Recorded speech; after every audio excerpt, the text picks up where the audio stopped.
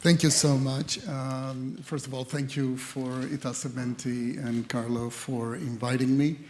I was thinking, just listening to my colleagues and the whole framing of this event, what a commentary, not just on your 150 years of continuity, but also the fact that you're investing your resources through your foundation in an activity that has education at its core. Which I think we all should, of course, celebrate. Being an ambassador for American capitalism is always a bit of a burden, and certainly not one that I would take on lightly. I am, like my colleague Guido Corbetta, a student of family enterprise, and in thinking about today and reflecting on the comments of my colleagues, I thought I would say a few words about what's happened in the US around family companies, particularly in the larger end of the family enterprise world.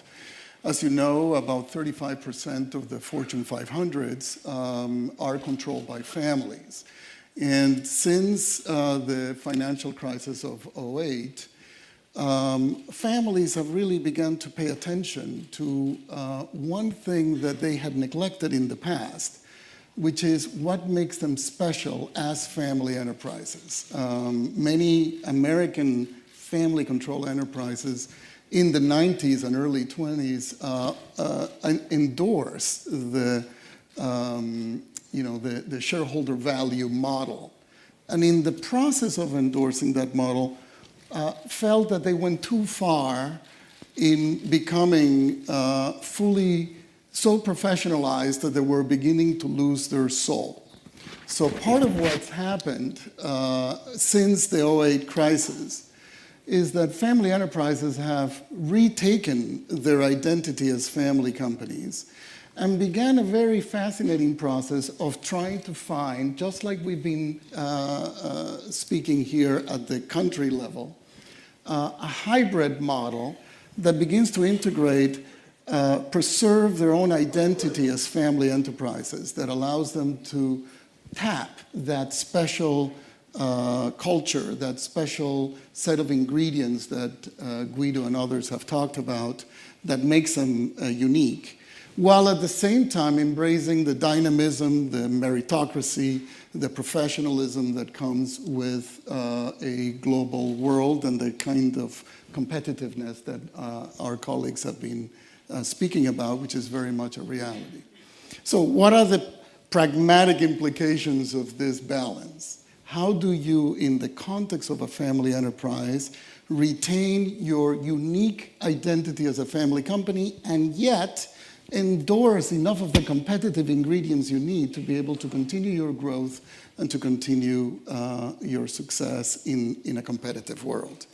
There are a few things that I like to share which I think are to this point. First of all, we have talked a lot, and I think the Pesenti example through this conference supports this idea, that families that do this well are able to invest resources in educating their shareholders, their family shareholders. It's not just taken as a given. I like that quote from the Michelin chairman, but I do think it's a little strong. And I'll say why I think it's a little strong. Family owners do need to own their company. They do need to identify with what they own. They need to feel the pride. They need to feel the psychological investment that comes with being a member of the owning family. But part of what you do when you embrace that is in fact tapping a concept similar to what our ambassador from India has said, which is the selfless idea of the collective. Because when you're a member of a shareholder family that really takes governance seriously, you are in fact embracing an identity that commits you to engage in the most important act of governance, I think, when you're an owner of a family enterprise, which is reflecting on what does governance require for being, for effectiveness. What kind of talent do you need on a board of directors, for example? And then the act requires you to think, do I have those skills or don't I have those skills? And if you don't have them, then you either acquire them, meaning you invest in your own development enough so that you can acquire those skills, or you give your authority to someone other than yourself to represent the interests of your family better than you could represent them yourself, which I think is actually quite a courageous act. And not all family members typically embrace that idea.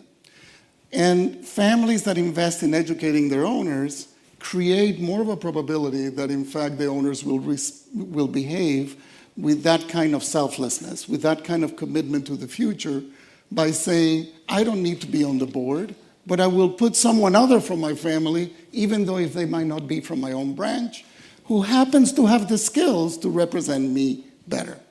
So it takes a particular kind of maturity to get to that point.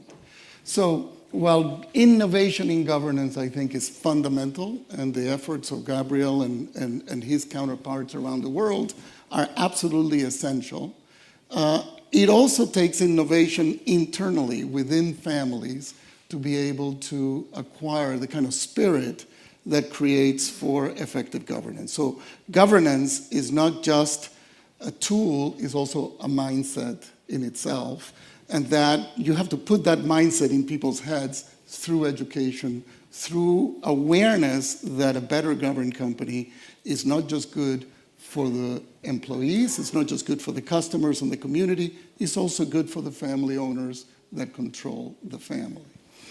Now, the other thing that's happened here, and I think that those of us who are in business schools have contributed to this problem, through the 90s and the 2000s, the early years of this century, we sold to our students through MBA programs and executive programs and so forth, a mindset that was very anchored on the shareholder value mentality. And that mindset, I think, ended up creating some of the conditions that led to the Enrons of the world, or the Parmalats of the world here. So part of the issue, I think, has got to come back to us in educational institutions to make us think about what are we teaching the MBAs of the world?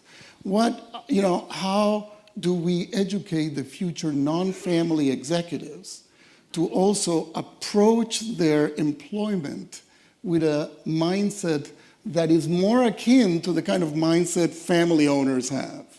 Long-term investment growth, value added not just for themselves, but for the customers, the suppliers, the other stakeholders that depend on the well-being of the company.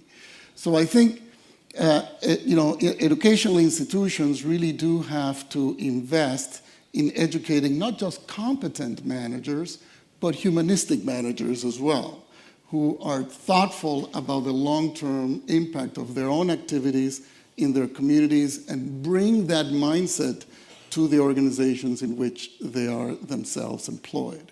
So I'm often asked, sometimes family companies, in an effort to correct for nepotism, want to bring in executives that are, highly competitive.